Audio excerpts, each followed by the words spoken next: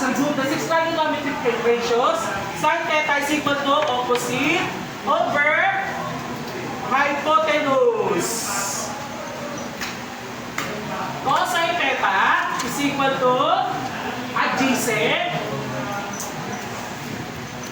over hypotenuse. Tangent theta is equal to opposite over adjacent.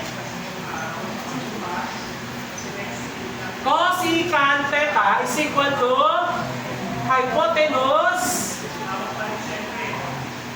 over opposite. Secant theta is equal to hypotenuse over adjacent. And the cotangent theta will be equal to adjacent over opposite.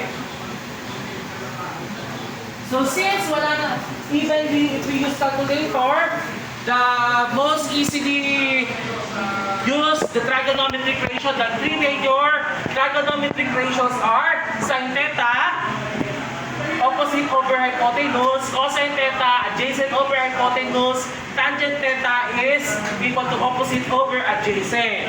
We have the mnemonic word for that, and that is SOHCAHTOA. Okay? And depression. Okay? So let us have find the angles of elevation and depression. First, look at the television screen. We have the line of sight. Line of sight is an imaginary line that connects the eye of an observer to the object being observed. Okay, so look at me. If I look straight, okay, nakikita yung mata ko. Pag tumingin ako sa kisame, angles of elevation. Okay, halimbawa, ayan. Tapos natingin yung mata ko sa kisame, that is angle of elevation. Kapag tumingin naman ako sa ilalim, sa sahig, that is angles of depression. Any questions? So ano ba sinasabing angle of elevation?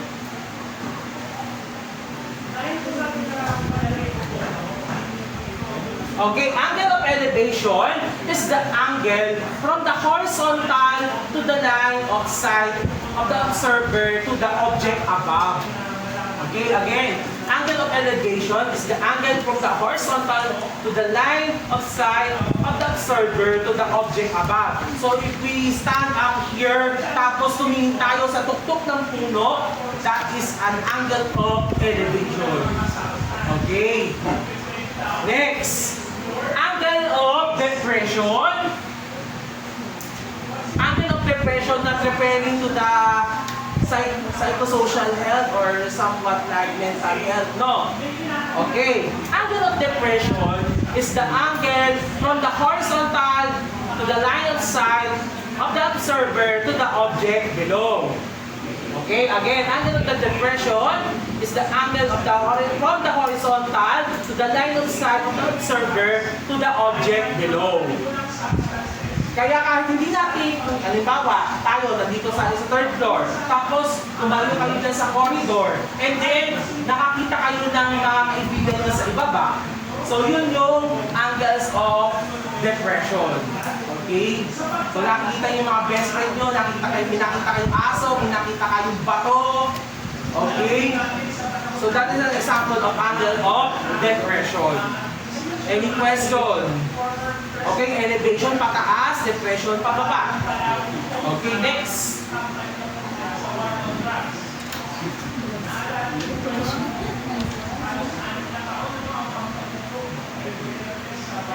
Bawasan natin.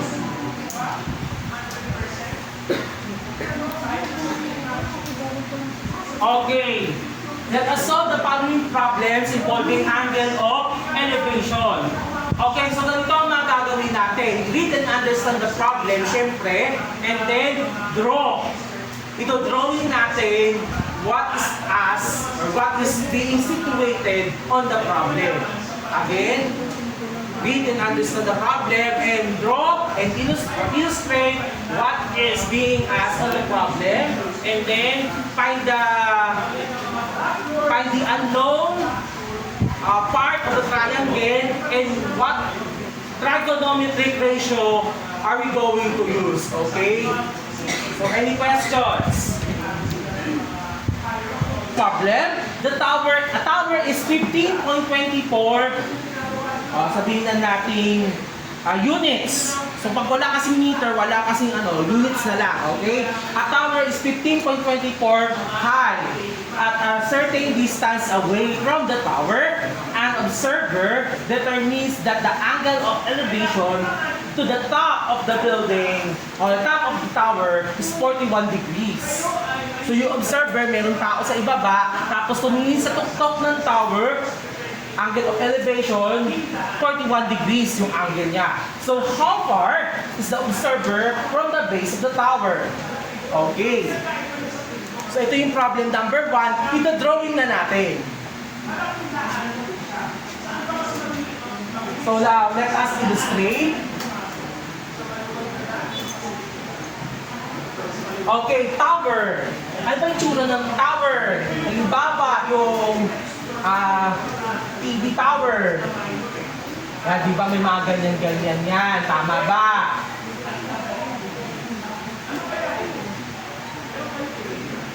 Three-dimensional na aking drawing eh. Pasensya na.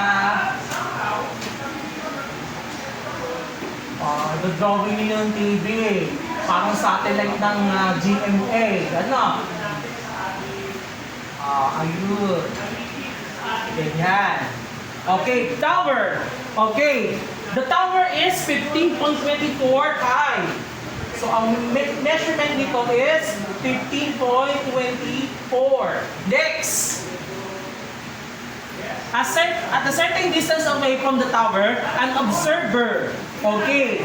Sino ba observer? Siyempre, tao.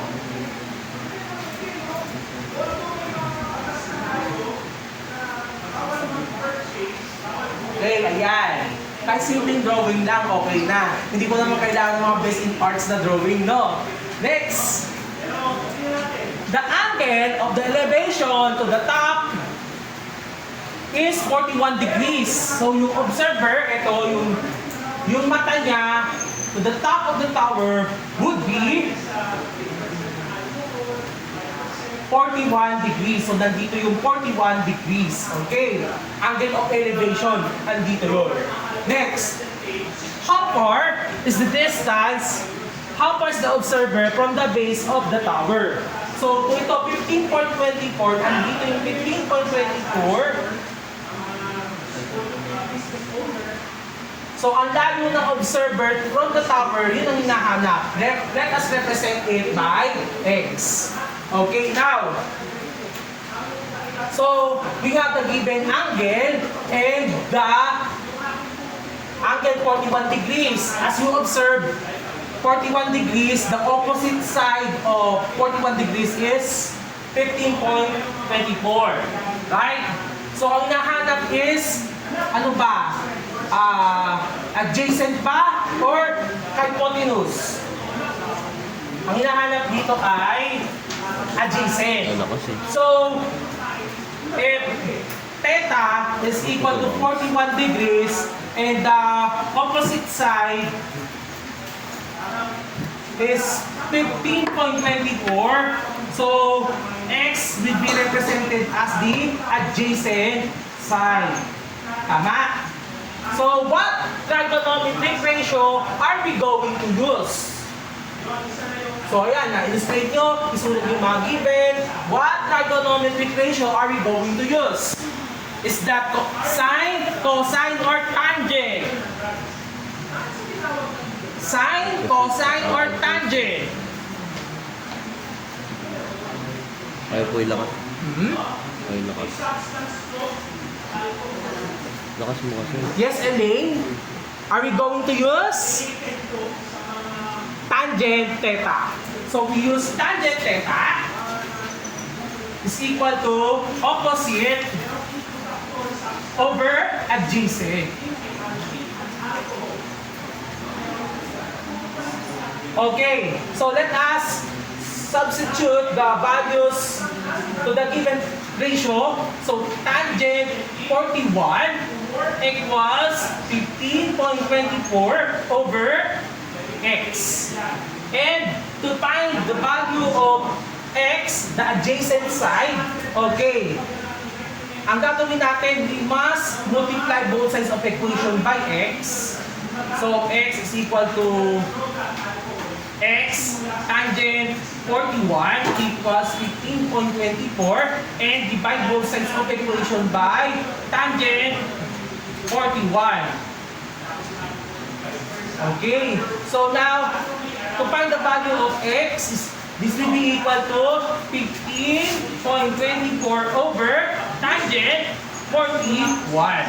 Okay, x equal to 15.24 over tangent 41. On your calculator, on your scientific calculator, please bring out your scientific calculator. Make sure that your calculator is in degrees mode. Again, make sure that your calculator is in degrees mode. Because the unit of the angle here is degrees. So now, okay, press 15.24 divided by tangent 41. Again, press 15.24 divided by tangent 41. Since the missing side or the adjacent to the angle 41 degrees is the given, okay, we must round off our final answer into 2 decimal places. Again, we must round off our answers into 2 decimal places. So x equal to 15.24 divided by tangent 41, what would be the value? Yes? 7 point? 77? 77 point? 17.53.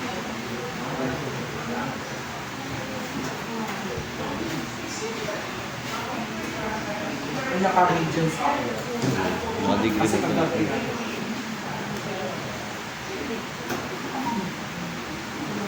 so that is 17.53. X is equal to 17.53. Okay. Units na lang to, no? So our final answer here, x is equal to 17.53 units. And that would be the distance of the observer from the tower. Okay?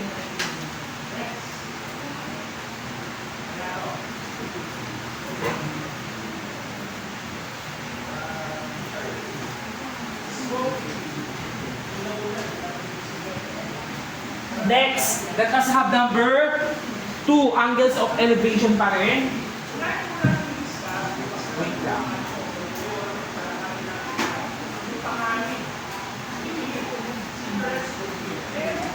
Okay, now let us have problem number 2. Let us have problem number 2. Andre is standing 20 meters from the base of the tree. And the angle of elevation from a point on the ground to the top of the tree is 20 degrees. Find the height of the tree. Again, Andre is standing 20 meters from the base of the tree. So if the angle of the elevation from a point on the ground to the top of the tree is 20 degrees, find the height of the tree. Okay, so let us illustrate. So si Andre. Okay, standing 20 meters from the base of the tree.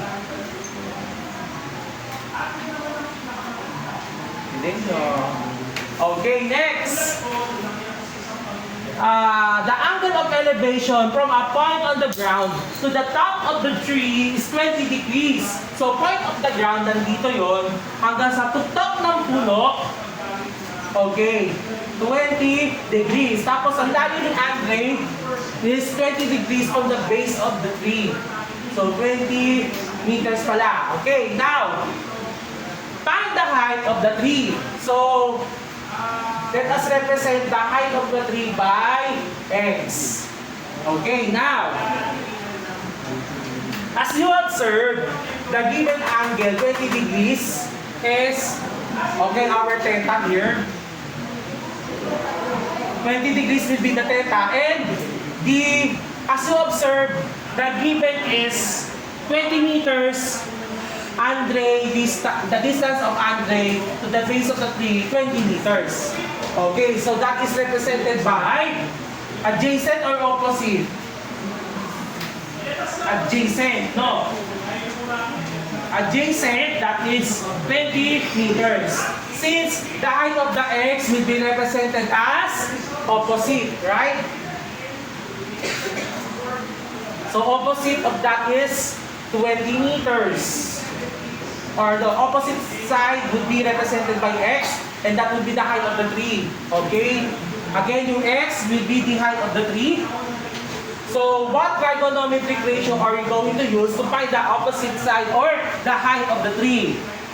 Yes? Since cotangent is, if we use calculator, we do not have cotangent buttons on the calculator, so we can use tangent theta. Okay? We use tangent theta. Okay, we use tangent theta pa rin. Opposite over adjacent. Okay, next. Substitute the given into the trigonometric ratio. So tangent 20 equals x over 20. And to find the value of x, ito magiging cross multiplication na lang. X will be equal to 20 tangent 20. Okay? X will be equal to 20 tangent 20. So, press on your calculator, 20 tangent, lalabas yung open parenthesis 20 and then close parenthesis. So what is the value of x? 7.28. So 7.28, round off our answers into 2 decimal places. So the answer is 7.28. Anong units? Meters. 7.28 meters would be the height of the tree. So lalagyan natin ng label. Kasi mahirap yung walang label. No? Okay, next.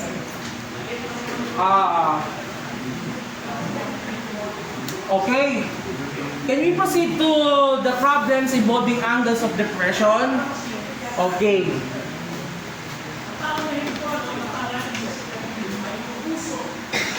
So marami-rami ito. Take home na lang. Take home na lang. Busin lang natin yung sa discussion.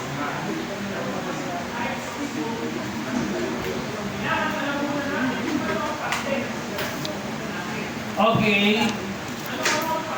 Let us have our problems involving angles of depression. Okay.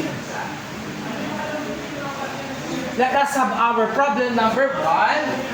An airplane is flying at a height of 4 kilometers. Again, an airplane is flying at the height of 4 kilometers above the ground. The distance along the ground from the airplane to the airport is 60 kilometers. Again, the distance along the ground from the airplane to the airport is 6 kilometers. What is the angle of depression from the airplane to the airport? Okay, since medyo nagugulong-ihanan kayo, mag-drawing ulit na tayo. Airplane.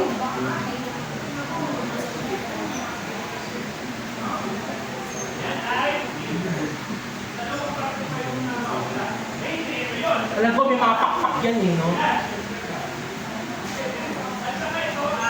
Parang Parang bigmaan tong aking inaplano, no? Pasensya na. Okay, next. That will be the airplane. And then, the distance along the ground from the airplane to the airport is 6 kilometers. Okay, yung height muna ng airplane is 4 kilometers. Tama?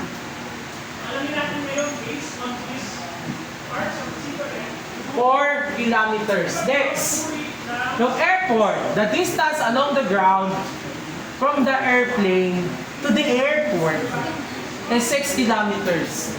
Halimbawa, ito yung airport, i-drawing na lang natin yung airport, ganyan. Kasi mabilis yun eh. Maraming ano yun. So, distance of the airport to the ground is 6 kilometers. So, halimbawa, ito na yung airport, ganyan. Ang distance from the airport to the ground is 6 kilometers. Okay, ngayon, pag sinasabing angle of depression, andito yung mata ng aeroplano. Tama ba? Nandito, yung mga piloto. Pag tumingin dito sa baba,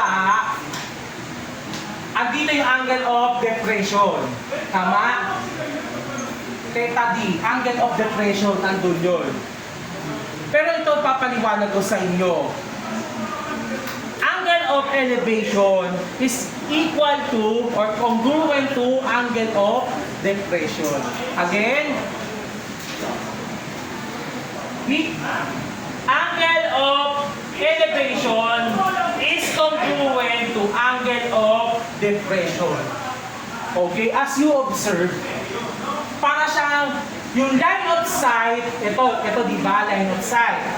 Saka itong distance from the airport to the ground, parang dalawang linya yan, di ba? And then, yung angle dito, ito yung nagsisilbing transversal, parallel lines cut by a transversal, tama?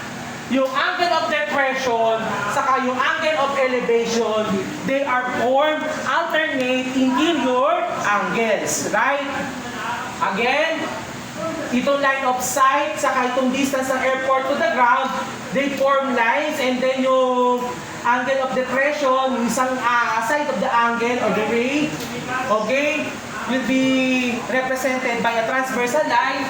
Angle of depression and angle of elevation form alternate interior angles, and from that, alternate interior angles are congruent. Kaya equal lang ang angle of elevation and angle of depression. So now, kung ito yung hinahanap natin, angle of depression, papaba kasi yung tingin, tama ba? So we can find this angle of elevation pa rin. Bumabalik pa rin tayo sa angle of elevation dahil angle of elevation is congruent to angle of depression. So now, pwede naman natin i-adjust yung 4 kilometers dito sa ating drawing. Okay, nawawala yung theta given yung opposite and the adjacent, right? So theta would be the unknown and then adjacent 6. Opposite 4, right? So we can use tangent theta. Tangent pa rin tangent theta is equal to opposite over adjacent. Okay, now let us substitute. So tangent theta is equal to 4 over 6. And to find the value of theta, okay, we have theta is equal to arc tangent 4 over 6, or in your calculator, theta is equal to tangent, inverse of tangent of 4 over 6. So on your calculators, press shift, press tangent, and then lumabas ang open parenthesis, 4 divided by 6, and then close parenthesis. What would be the answer? Shift, tangent, okay, yung fractional part, 4 over 6, or 4 divided by 6, and then close parenthesis, ang lumabas is theta. Ano yung lumabas Sagot. Yes. Okay, 33.69. Tama ba? But, angles ang hinahanap natin, we will press the degree, minute, second button. So, the angle would be 33 degrees, 41 minutes, and 24.24 seconds. Again, if we are going to find the measurement of the angle, our answer must be in degrees, minutes, seconds format. So, theta is equal to 33 degrees, 41 minutes, and 24.24 seconds. Any question? Any questions?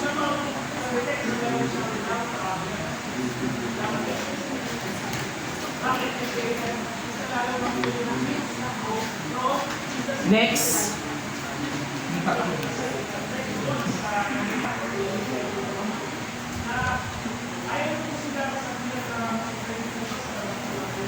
Okay. So our focus here on our second problem involving angle of depression is problem number 4. Okay. So from the top of the cloud tower, 150 feet high, the angle of depression to the other side of the lake is 35 degrees, 42 minutes. How wide is the lake? Again, from the top of the tower, 150 feet high, the angle of the depression to the other side of the lake is 35 degrees, 42 minutes. How wide is the lake? So let us go first. Tower. So yung tower, kagaya lang ng kanina.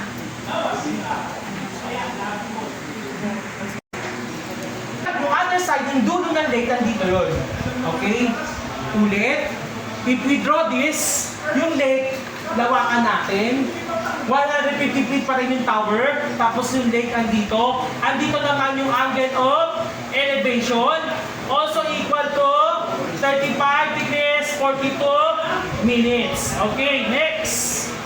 So that would be the illustration, ha? Okay, next. Ang nahanap ay how wide is the lake? Ito, nandito. Yung kabuuan na lang na X. So now, yung tower pala ay para siyang tower within the lake, okay? Yun ang understanding natin. So, minsan, pagka hindi kayo, minsan kasi nararanasan niyo yan bilang estudyante, nagkakamali kayo sa drawing. So, pagka medyo hindi nakuha, you must redraw pa rin. Okay? So now, ang nawawala X, ang given ng opposite ng angle of elevation 150 feet. So opposite 150 feet, and then elevation. Napaka depression yun. That is 35 degrees, 42 minutes. Ang nawawala, adjacent. As you observe, puro opposite and adjacent yung masyado natin ginagamit, no? Wala kasing, hindi kasi madalas kinukuha yung hypotenuse. Okay, now let us have this one. So, gamitin pa rin natin, tangent theta is equal to opposite over adjacent. Substitute natin, tangent 35 degrees, 42 minutes is equal to 150 over represented by X, no? So, pag na-cross multiply tayo, magpapalit lang yung X saka yung tangent 35 degrees 42 minutes, it will become X is equal to 150 divided by tangent 35 degrees 42 minutes. So on your calculator, press 150 divided by tangent 35 degree minute second button, 42 degree minute second button. 150 divided by tangent 35 degree minute second button, 42 degree minute second button, close parenthesis. So x is equal to, what will be the answer? Yes. Okay, 208.75. Anong unit natin? Feet. 208.75 feet. That will be divide of the length. Any questions? Any questions? 6:44 na. Any questions? So, wait lang. As of this moment, magbigay na ako ng seat work. Mga... Ilan? Sir, yung mas ba't na lang ulit? Sir, isa lang. Tig-isa. Oh, sige. Tig-isa. Okay, ang point system natin, illustration, 3 points. Sir, Hindi ko kailangan ng best in arts na drawing. Kailangan ko na, halimbawa, pinag-drawing ng airplane, o kaya gano'n lang naman ang pang Philippine Airlines na airplane, o kaya yung airplane na pang digmaan. Wala problema doon. Okay? Best in drawing ba yan? O, di ba? Hindi. Okay, magbigay tayo tig-isa, tapos yung mga anong ililista nyo, anong given, ilista nyo, and then the ratio, 2 points yung ratio, and then the complete answer. Okay? Wait lang, hanap ako dito. Capture the lecture!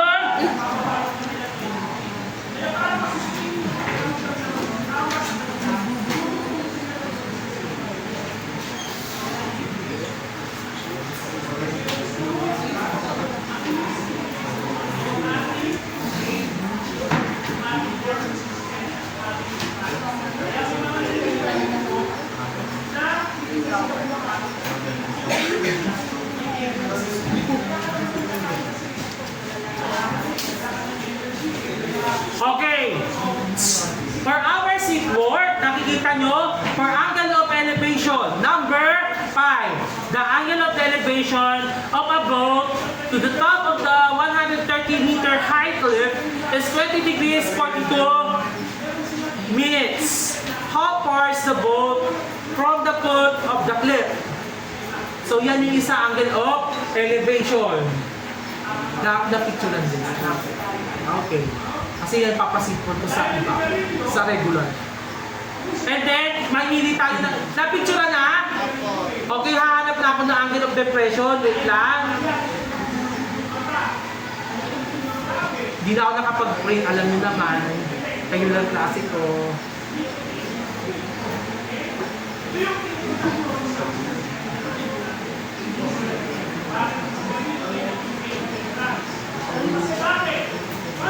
Sanay na lang talaga yung Raven.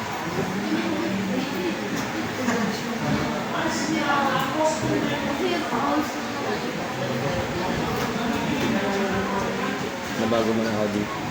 Nabago mo na. Ay, gusto niyo? Ito, dalawa. Seryoso lang! Dumadalawa, oh. Ayan, oh. Seryoso lang, sir. Based on depression, Raven's house is 16 meters from the television tower. O, mag-drawing kayo sa tower. Tapos, Pero na yan, sir. Ba't lang pala? ano? Teka, dalawa yan eh. O, ito, tower. Tapos ito, bahay. Tama? Tapos window. From the window, may window dito. Angle of depression to the base of the tower, 24 degrees.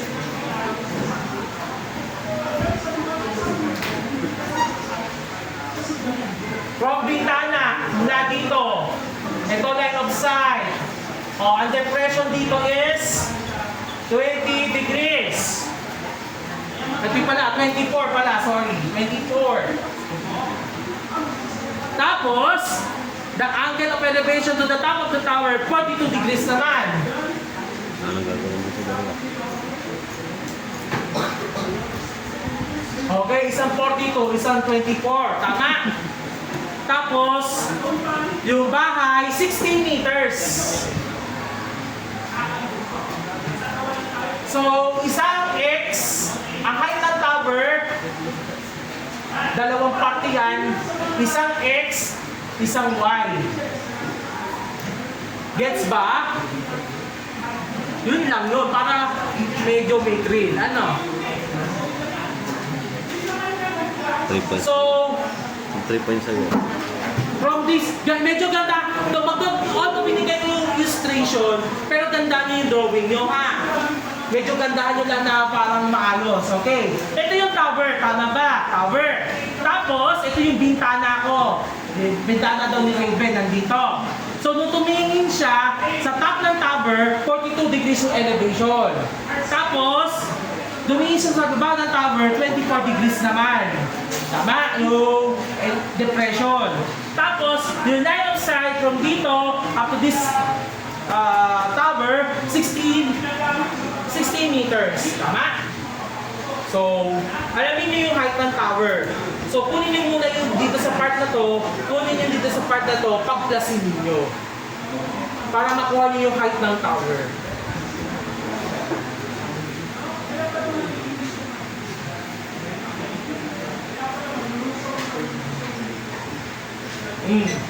Any questions?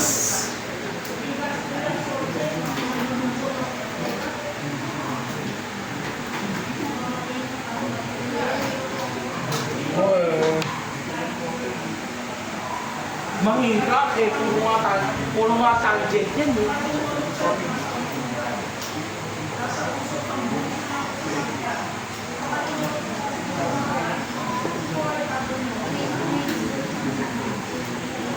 Adjacent.